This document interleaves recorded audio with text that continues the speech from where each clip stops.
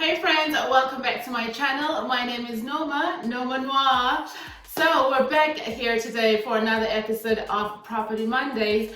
Now, we were talking about the extra costs last week that you have to be aware of before you start on your property acquisition journey.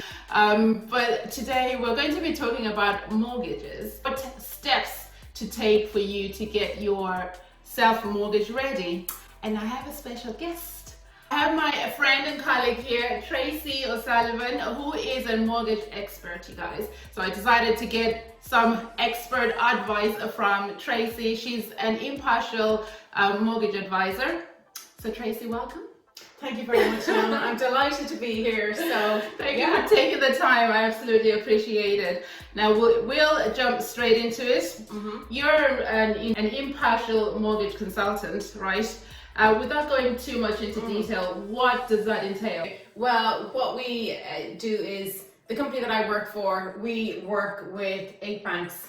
Okay. And so we essentially go to each bank on your behalf to see who is going to meet your mortgage expectations. Right. Then of those lenders, who's going to offer you the best terms on your mortgage. Okay. So it could be a case that you're looking for, like, oh, what's the maximum loan amount available to me? Right. Or you're looking for the best interest rate. Or you're looking to be able to take out a new mortgage while keeping your 2 car loans. All right. So each bank will look at that differently. So that's what we do. Our job is to meet your expectations or endeavour to meet them. All right. Thank you for that. So I suppose this is geared towards first-time buyers, really. Like, how do you get your clients? Basically. Yeah, a lot of people just do go to their own bank first. Okay. Because it's easy, it's convenient. It's convenient, and you know, and their own bank may offer them a certain loan amount. Right. They may not be happy with that. Okay. And then it's then they would come to somebody like myself to see what else is out there. Is my own bank offering me the best terms on my mortgage? Okay. So it's always good to shop around. Really. Well, the thing is, if you go to your own bank, your own bank can only tell you what their set of interest rates are. Okay. They can only tell you what their policy is. Right. And they can't tell you that next door Bank of Ireland will potentially give you 3% cash back.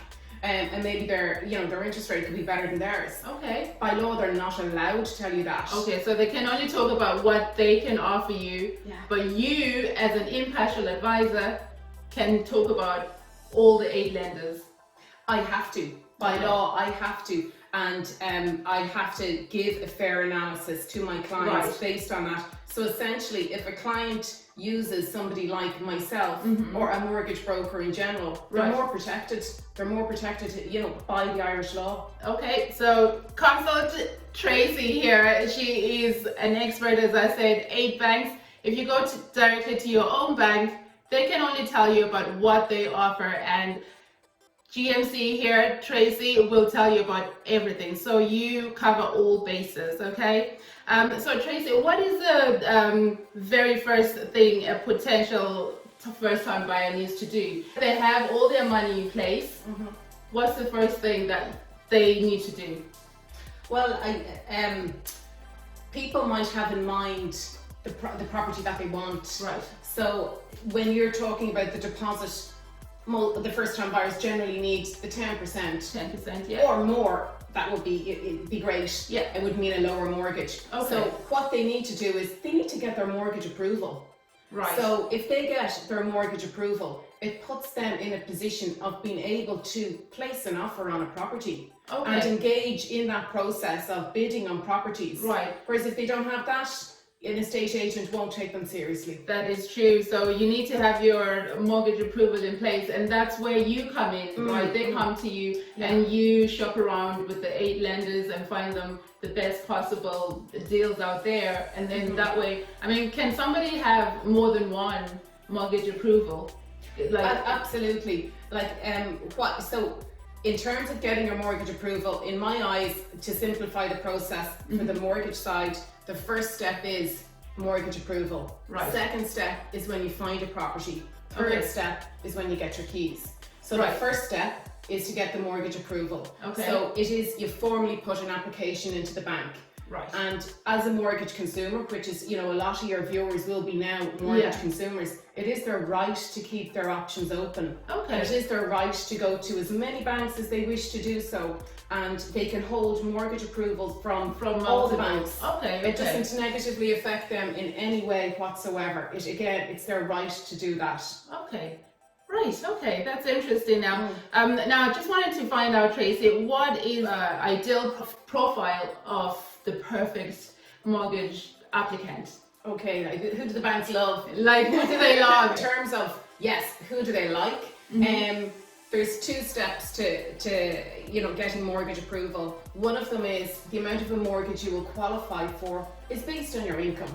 Okay. And there's limits and rules in relation to that. All right, so that is the 3.5 times. That's it. Yeah. 3.5 times your salary. That's it. And we can discuss the other exceptions after. All right. But the other part of the process is the banks will look at a snapshot of the last 6 months of your bank statements. Okay. And they will want to see that you've demonstrated your ability to pay back the new mortgage that you're looking to take on board. Right. So they'll want to see what your consistency, your rent has been over the last 6 months. Okay. That's been going out of your account. If you've been paying cash to your landlord, it doesn't help the bank. It doesn't reflect fairly on you. Even though you've been paying the rent, the bank don't see it. Okay, so you need to have your rent come out of your bank. You need, and so on a monthly basis, because they want to see, can you pay a mortgage every month? Right. So these are kind of monthly commitments. And the same again, like your savings. Okay, your viewers now will be at the point where we're saying that they have their savings. Yeah. So we want to show that how have you actually saved. And ideally, the banks still want to see that you've been saving once every 6 months. Okay. They like to see consistency. Exactly. So like once a month, and for the snapshot of the last 6 months, they'd love to see 6 payments going into a savings account. Okay. It's okay if it's building up in your own current account. Right. A lot of people think that, well, we're saving 1,000 a month. Surely that's good enough. But then is it not? it is once you're not actually taking the money back out. Okay. Every 2 months.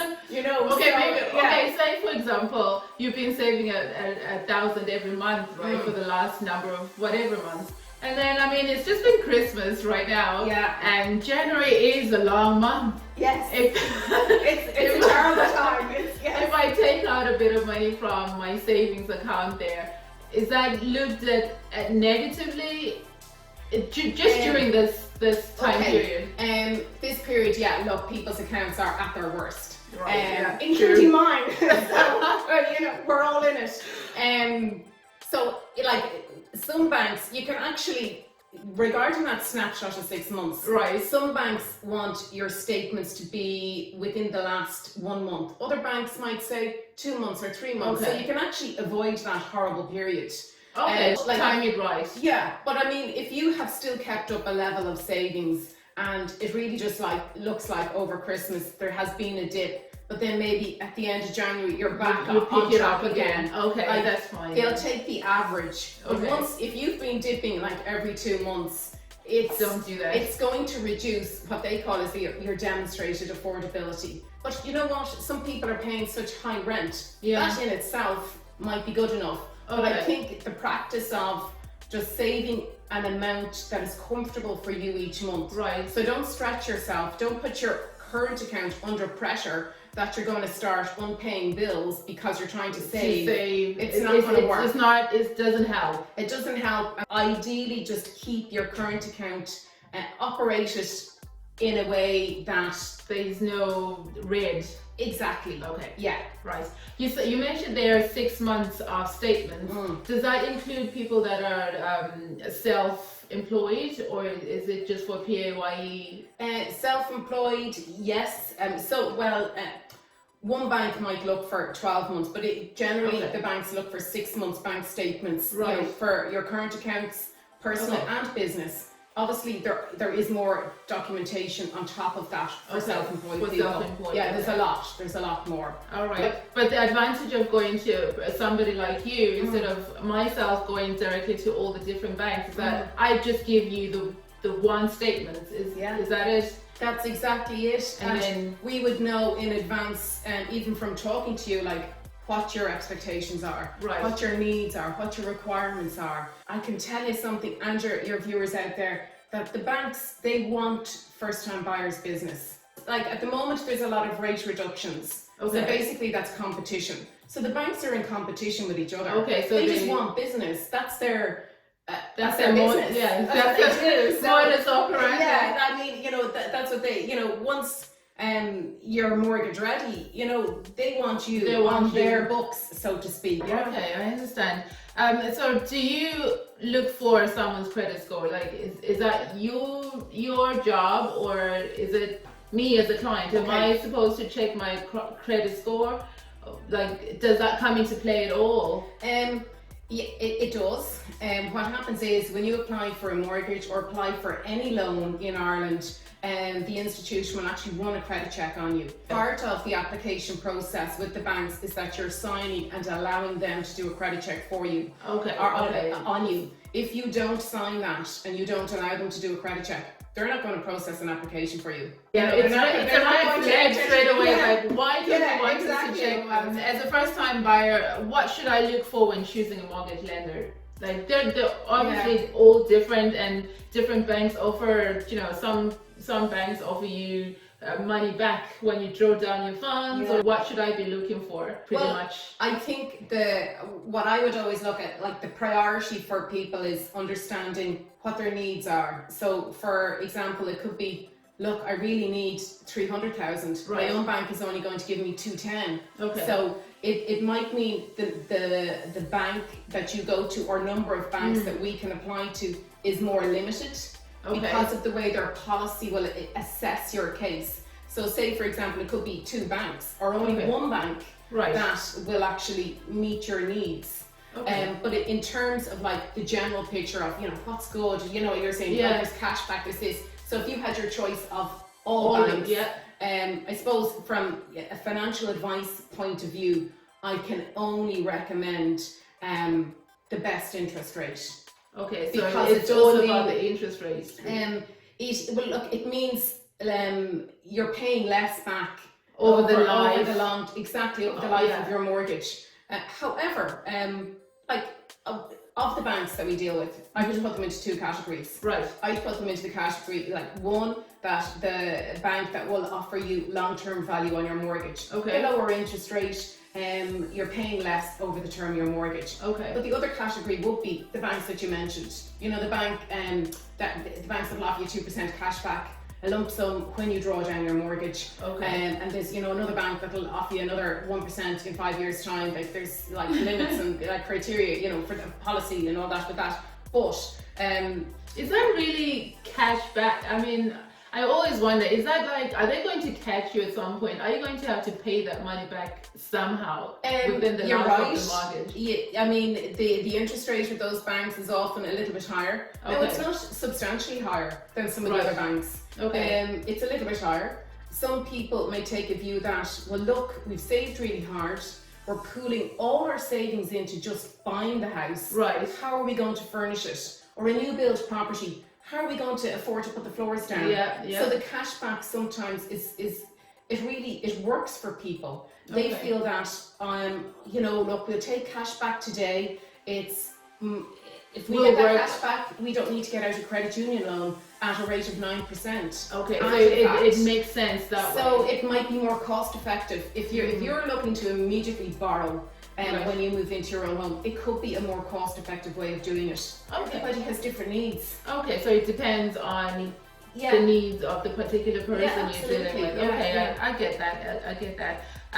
So the first time buyer's grant, you're getting 20,000 off your rebate. That's the tax you've paid over the last 4 years. Does that have any implications towards the mortgage that I'm applying for?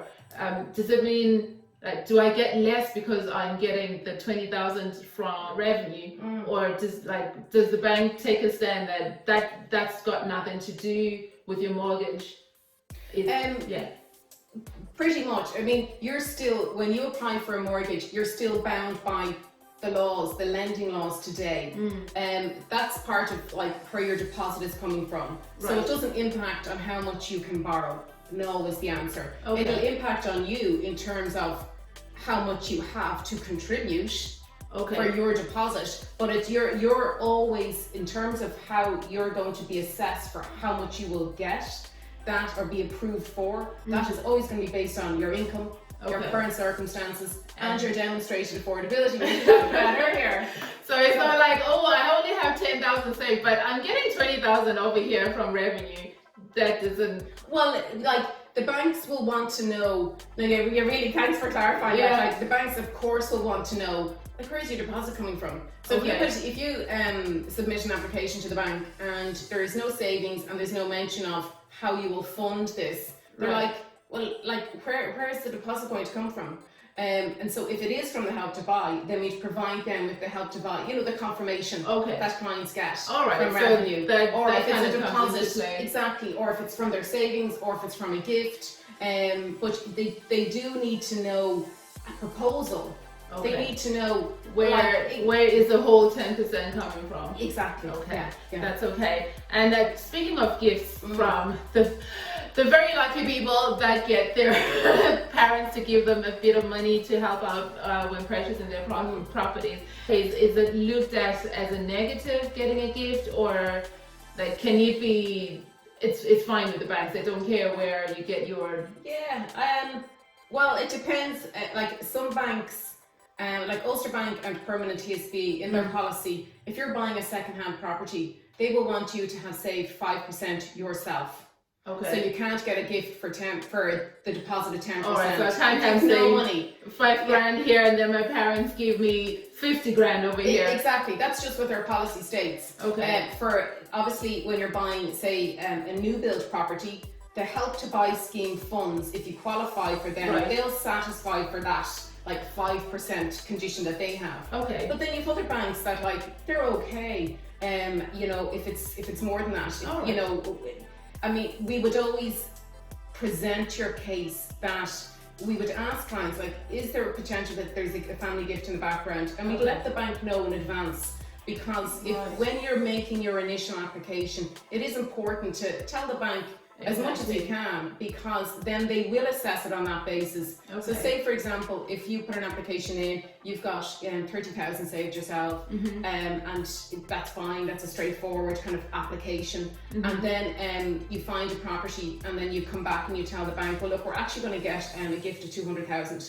and we still want the mortgage of this amount. The bank, it does that would have to be reassessed again. Right. Okay. It's not you're best to be, I suppose, upfront and tell them as much as you know. Yeah. Exactly. Yeah. Okay.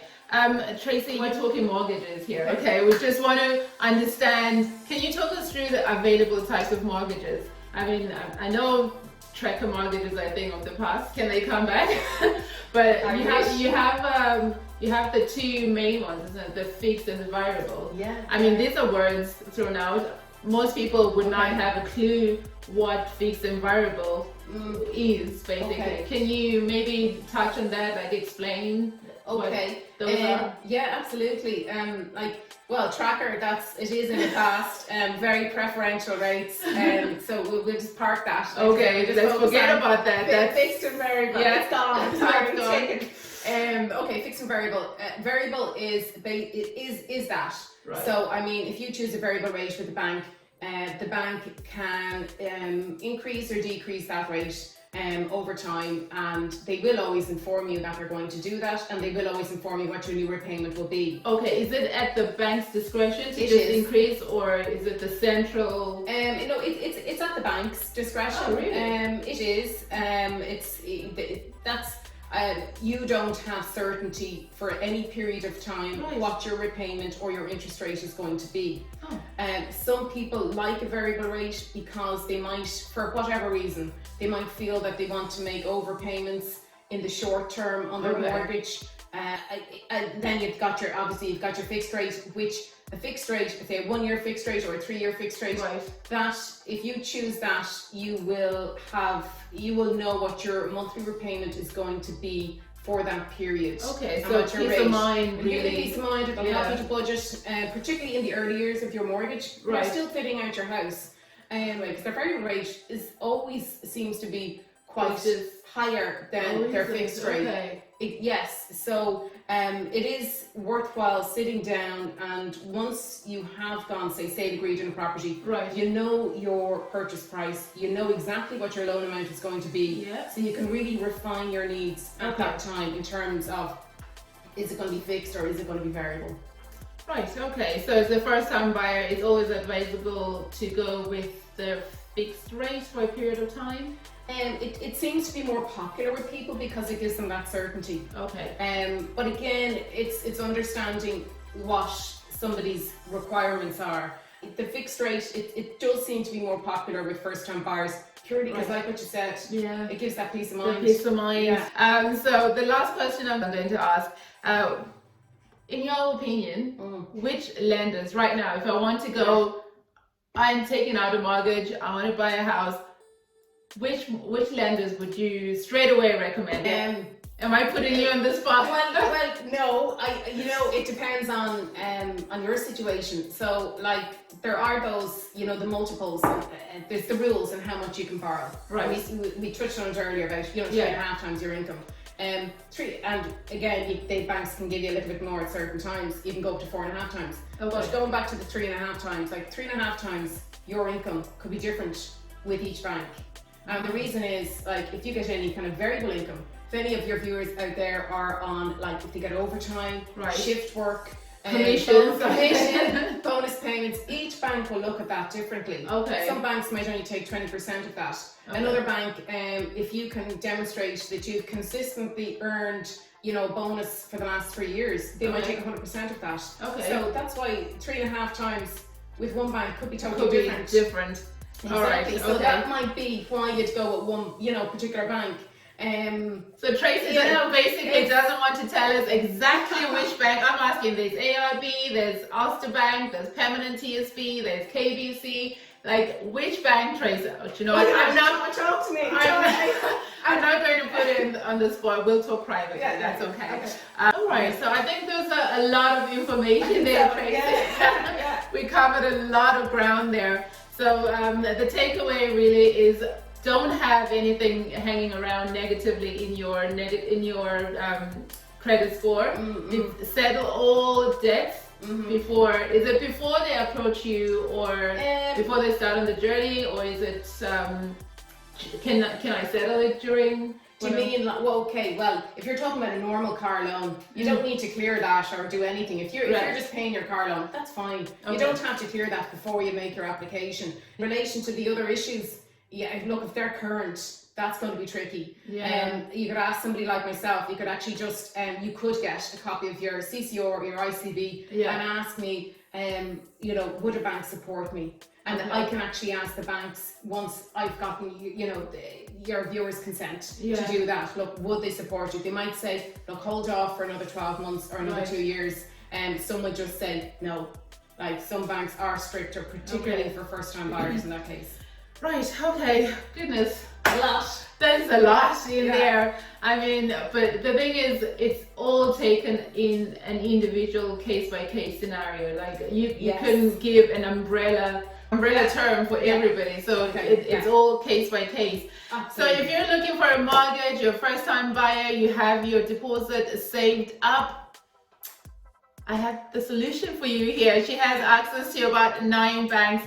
And Tracy, where can they find you if they're looking to speak to you as a mortgage impartial mortgage advisor? If they want to just get in touch with yourself, then you can send on their details. Or look, GMC Mortgages, if they want to Google that. All right, tell them we came from Noma Noire, okay? I say it's probably easier if they contact yourself. Okay. All I need is somebody's phone number, email address, and name. A name, okay. Yeah. Slide into my DMs, people. Slide into my DMs if you want to get connected to Tracy, and she will talk you through all the mortgage jargon that we just kind of covered here. So Tracy, thank you so much. I really appreciate that. It's been great. It's So been thank great. you so much. Yeah, it really has. Thank you. Now we can Okay. drink our coffee. Cheers. Cheers. Don't forget to subscribe, hit the subscribe button, and do comment and share and all that good stuff, and we will see you next time. Bye for now. Bye.